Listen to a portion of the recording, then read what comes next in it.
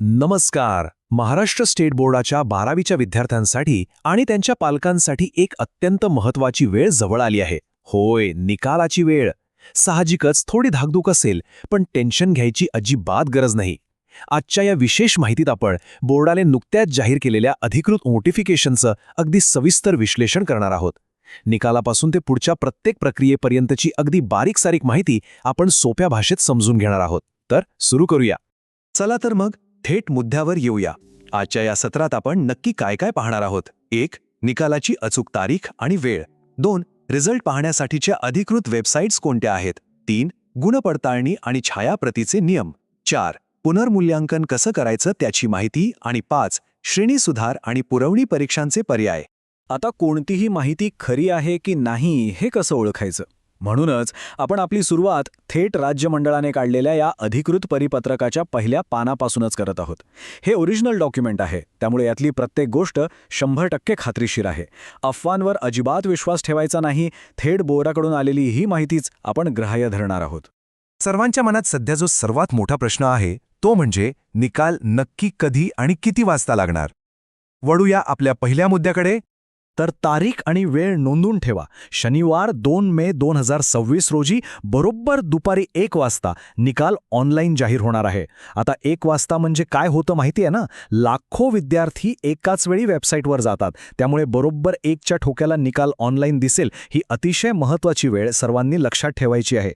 आता वेळ तर समजली, पण निकाल पाहायचा कुठे हा आपला पुढचा आणि तितकाच महत्त्वाचा मुद्दा.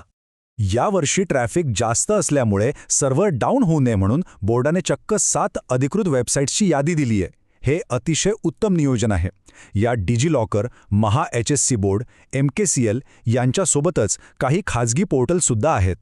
माझी तुम्हाला एकच विनंती राहील की यापैकी 2-3 वेबसाईट्स आत्ताच कुठेतरी लिहून किंवा सेव्ह करून ठेवा. म्हणजे एका लिंकने काम नाही केलं तरी दुसरा पर्याय आपल्याकडे लगेच तयार असेल. आणि हो, आणखी एक भारी गोष्ट म्हणजे निकाल पाहिल्यानंतर तो सुरक्षित कसा ठेवायचा. तर तुम्ही तुमचा रिझल्ट डिजिलॉकर ॲपवर थेट डिजिटल फॉर्मॅटमध्ये सेव्ह करून ठेवू शकता. यासोबतच ज्युनियर कॉलेजेससाठी बोर्डाच्या वेबसाईटवर एक वेगळी सुविधा दिली आहे, जिथून कॉलेज प्रशासन त्यांच्या सर्व विद्यार्थ्यांचा एकत्रित निकाल एकाच क्लिकवर डाउनलोड करू शकतं. यामुळे महाविद्यालयांचं काम एकदम सोपं होणार आहे. निकाल लागल्यानंतरचा पुढचा टप्पा म्हणजे व्हॉट नेक्स्ट. समजा तुम्हाला तुमचे मार्क्स पुन्हा तपासायचे आहेत किंवा उत्तरपत्रिकेची कॉपी हवी आहे, तर काय करायचं? ही टाईमलाईन अतिशय बारकाईने समजून घ्या. 2 मेला निकाल लागला की लगेच दुसऱ्या दिवशी म्हणजेच 3 मे पासून गुणपडताळणी आणि उत्तरपत्रिकेच्या झेरॉक्स कॉपीसाठी ऑनलाईन अर्ज सुरू होतील. आणि हे अर्ज करण्याची शेवटची तारीख आहे 17 मे 2026. म्हणजे तुमच्याकडे बरोबर 2 आठवड्यांचा वेळ आहे. आणि एक गोष्ट लक्षात ठेवा, हे सगळं फक्त आणि फक्त ऑनलाईन पद्धतीनेच करायचं आहे. आणि अर्जाची फी भरण्यासाठी बँकेच्या रांगेत उभं राहायची अजिबात गरज नाहीये. सगळी प्रक्रिया आता पूर्णपणे डिजिटल झालीये. तुम्ही debit card, credit card, UPI किंवा नेट बँकिंग वापरून अगदी सहजपणे ऑनलाईन फी भरू शकता. तुमचं काम अगदी वेळेत आणि जलद होऊन जाईल. आता वळूया थोड्याशा किचकट पण अत्यंत महत्त्वाच्या नियमाकडे.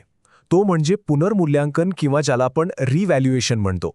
इथे एक गोष्ट एकदम डोक्यात फिट बसवा. तुम्ही थेट रिव्हॅल्युएशनसाठी अप्लाय करूच शकत नाही. पहिली स्टेप म्हणजे तुम्हाला त्या संबंधित विषयाच्या उत्तरपत्रिकेची छायाप्रत म्हणजेच फोटोकॉपी काढावीच लागेल. ही एकदम अनिवार्य अट आहे. आणि दुसरी स्टेप, ज्या दिवशी तुम्हाला ती फोटोकॉपी मिळेल तिथून पुढच्या फक्त 5 वर्किंग डेजमध्ये म्हणजेच 5 कामकाजाच्या दिवसांत तुम्हाला पुनर्मूल्यांकनासाठी ऑनलाईन अर्ज करायचा आहे. हे नियम खूप कडक आहेत, त्यामुळे यात कसलाही विलंब चालणार नाही. यानंतर आपण पाहणार आहोत तो म्हणजे विद्यार्थ्यांसाठी उपलब्ध असलेला सेफ्टी नेट किंवा सुरक्षित पर्याय. श्रेणी सुधारण आणि पुरवणी परीक्षा. जे विद्यार्थी सर्व विषयांत पास झालेत पण त्यांना वाटतंय की नाही, मला अजून चांगले मार्क्स मिळू शकले असते, त्यांच्यासाठी क्लास इम्प्रूव्हमेंट स्कीम हा एक जबरदस्त पर्याय आहे. बोर्ड तुम्हाला तुमचा स्कोअर वाढवण्यासाठी सलग 3 संधी देतं.